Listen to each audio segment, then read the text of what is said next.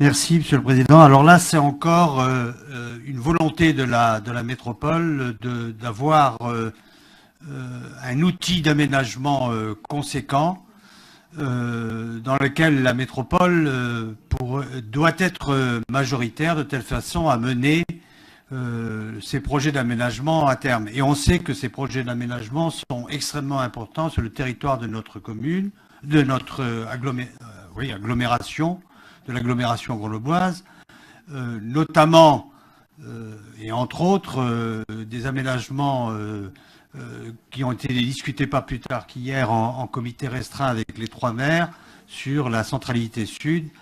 Quand je parle des trois maires, ce sont les maires d'Ébins, Chirol et Grenoble. Donc on a des dossiers qui sont extrêmement importants pour l'avenir de notre agglomération. Il est impératif d'avoir des outils d'aménagement dans lesquels nous sommes majoritaires. Ben, c'est l'objet de cette délibération. Alors là aussi avec des amendements qui vous sont proposés, qui sont des précisions. À la suite du dernier paragraphe du rapport, ajouter les paragraphes suivants. Il est ainsi proposé de porter de 13 à 14 le nombre de sièges d'administrateurs de la SEM.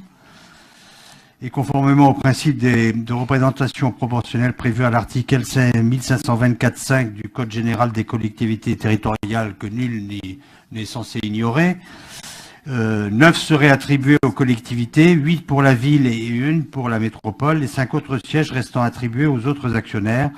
Cette augmentation du nombre de sièges emporte une modification des statuts, article 15.1, et le conseil d'administration de la SEM, Inovia, sera convoqué et les actionnaires en assemblée générale extraordinaire pour délibérer sur l'adoption des nouveaux statuts, ce qui est la loi, et d'intégrer au délibéré le point suivant, d'accepter les modifications statutaires telles que mentionnées en annexe.